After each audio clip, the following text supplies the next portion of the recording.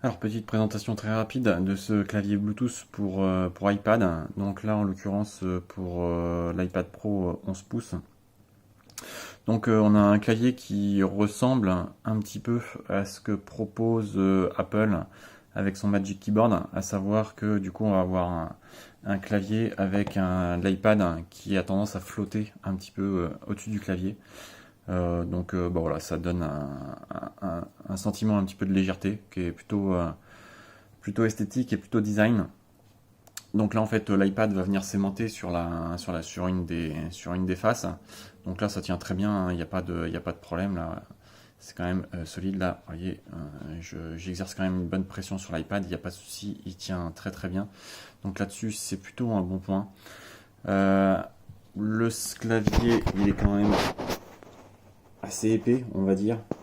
Donc très clairement, euh, on est un petit peu moins en mode nomade, hein, c'est-à-dire que là vous allez plus vraiment utiliser, c'est vraiment pour utiliser sa tablette en mode PC portable et non plus en mode tablette, parce que très clairement là on augmente le poids, on double le poids de l'iPad et pour avoir un MacBook Air, on est sensiblement sur des poids équivalents en fait.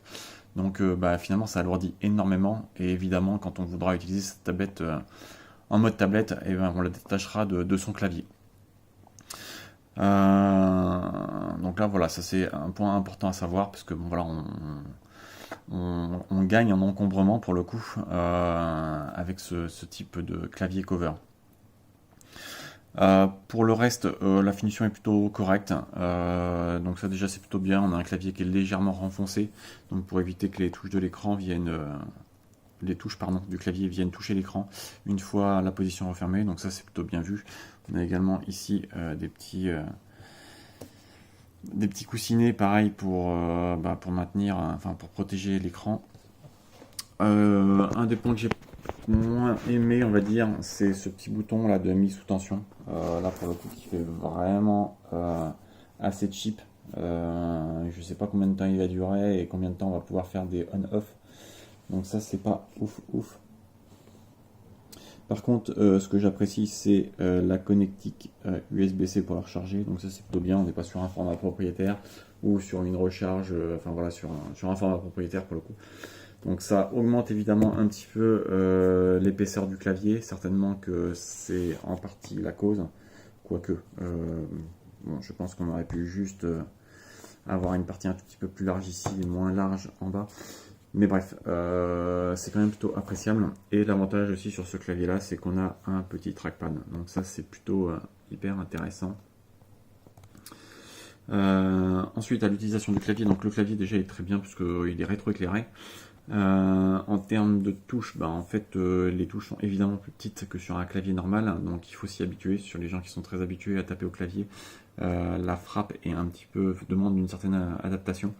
On aura tendance à pas appuyer sur les bonnes touches au début, mais ça reste quand même plutôt intuitif et c'est nettement mieux que de taper sur l'écran de toute façon.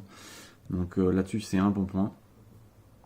On a pas mal de petites indications, comme là par exemple des indications sur la configuration du touchpad, donc pour augmenter sa sensibilité ou pour avoir un clic au toucher.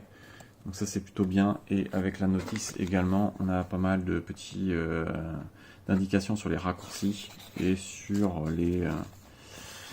notamment sur les gestures sur le trackpad. Donc ça c'est plutôt bien. Donc les gestures c'est un petit peu comme sur l'écran, hein. C'est-à-dire que si je prends 3 doigts et que j'augmente, je vais afficher le multitâche. Hop, je peux revenir à l'écran général. Avec 2 doigts, on fait défiler à gauche, à droite. Bref, là-dessus, c'est assez intuitif. Donc là, voilà, j'ai bien le touchpad qui réagit parfaitement. Et là, je l'ai réglé le clic au toucher. Parce que le clic, alors on peut cliquer aussi vraiment sur le touchpad, mais je le trouve très dur et pas très agréable. Donc là, j'ai mis le clic au toucher. Donc c'est plus doux et c'est plus correct. Et concernant la frappe, elle n'est pas exceptionnelle, mais elle est très très correcte et relativement agréable. Le feeling des touches est plutôt. Alors il y a un petit côté, je sais pas comment expliquer, un peu plastique, un petit peu. On sent qu'on n'est pas vraiment sur un produit complètement haut de gamme, mais la frappe reste quand même agréable et assez silencieuse. Donc là-dessus, c'est plutôt bien.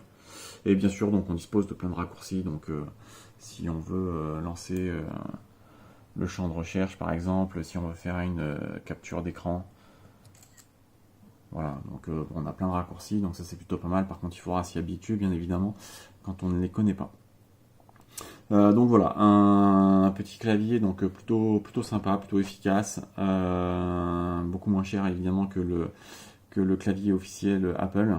Donc voilà, un clavier qui fera l'affaire dans bien des situations et bon, voilà, qui fournit une expérience plutôt très correcte. Donc, à noter également qu'on a un clavier donc, qui est rétroéclairé.